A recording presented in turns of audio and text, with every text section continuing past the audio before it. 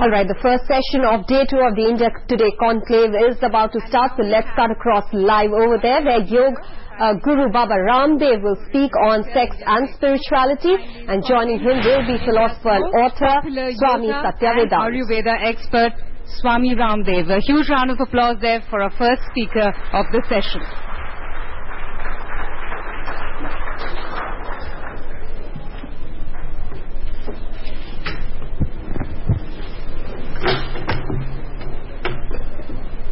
Our two guests on sex and spirituality, popular yoga and Ayurveda expert Swami Ramdev, whom I just introduced, and Swami Satyavedanta, author and philosopher. Thank you both for being here.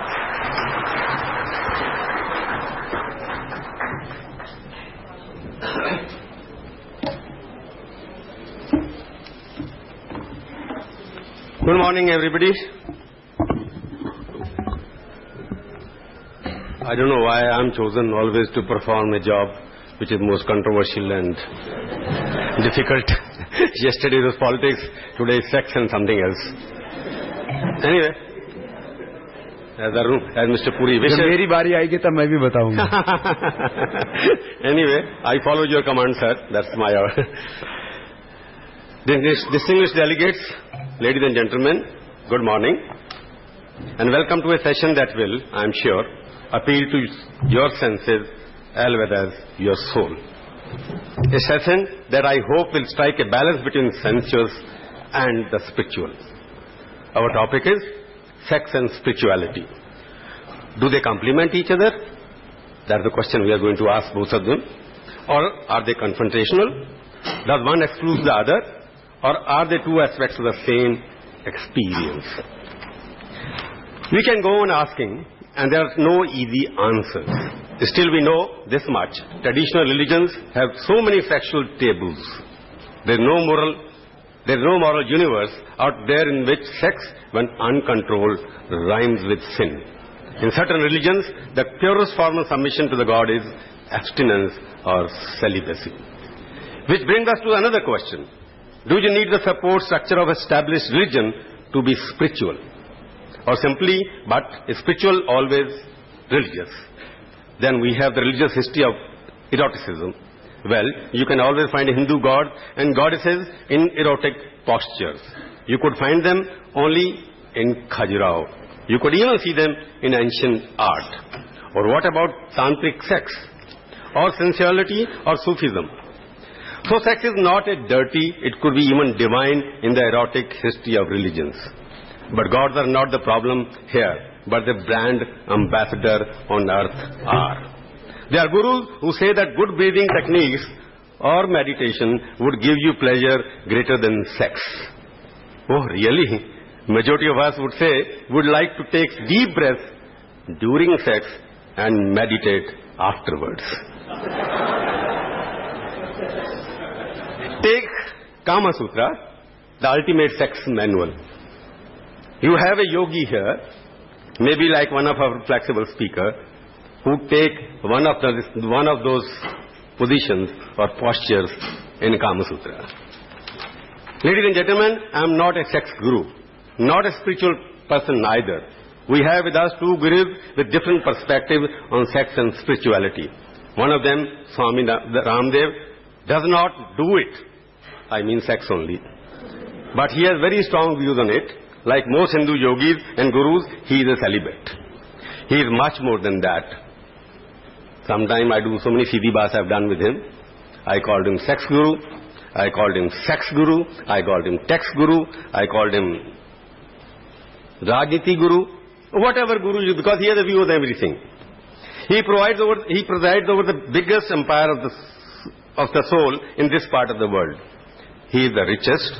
According to the newspapers, I don't know how much money he has got because he doesn't look like a money owner. Worth more than 500 crores. He is the only person who can take on Vrindakaran. Sorry? सब देवियों को याद करें. More than 30,000 seekers pass through his ashram Haridwar every day. And more than 1 lakh people take breath with him almost every place in the country. And you know, the erstwhile firebrand Joseph Jar Fernandez suffering from Alzheimer, is being treated at his ashram. Baba Ramdev is a preacher and healer as well. I may even call him Hinduism's most popular televangelist, because he don't tell you everywhere. Millions breathe with him, stretch with their bodies with him, and listen to his gospel every morning on television. Soul cleansing and body beautiful, and that could be Swami's salvation packet to the masses. And they are multiplying. So are the controversies around him. He said homosexuality is a disease and he can cure it. But gays are not queuing up outside his ashram like many others are for healing touch. Because that kind of healing touch he can't provide to them when they need. They found his homophobia sickening. Brahmacharis should not be talking about things they are not familiar with or have no practice. But that was their attitude. That was their attitude. Yogi, healer, preacher, Swami Ramdev is Guru, whose power spread far beyond his ashram or the banks of Ganga. His influence, ladies and gentlemen, extends from prayer room to the bedroom as well. Our other speaker this morning is Swami Satya Vedant, a disciple of Osho. He is a globally respected authority on meditation awareness, a scholar guru. He has doctorates from the University of Michigan. He has recently written two more books, The Luminous Rebel, The Story of a Maverick Mystic, and Buddha, Why Not You? A scholar guru, he has doctorates from the University of Michigan, I told you. He has served on the faculty of University of California and University of Michigan. He has given numerous public lectures and meditation workshops in India and abroad, including at the UN, the Pentagon, and the World Bank. He is the Vice Chancellor of Osho University, Multi-University in Pune. The brief biographical sketch gives you an idea of Swami Vedant and his ideas on sex and spirituality. For a spiritual scholar, schooled in the teachings of Osho, sex can't be a restriction. It can only, for them, it is liberation. This is what Osho said in one of his discourses. I quote, "The sex inside man, the libido, is even more vital than electricity. A minute atom of matter annihilated an entire 100,000 people in the city of Hiroshima. But an atom of man's energy can create a new life. In each person, sex is more powerful than an atom bomb." Unquote. It doesn't kill, it creates. And for Osho, sex was the road to super consciousness. I now invite Baba Vedant Sahib to come and give his point of view on spirituality or sex. Choice is yours, sir. You want to talk about bottom.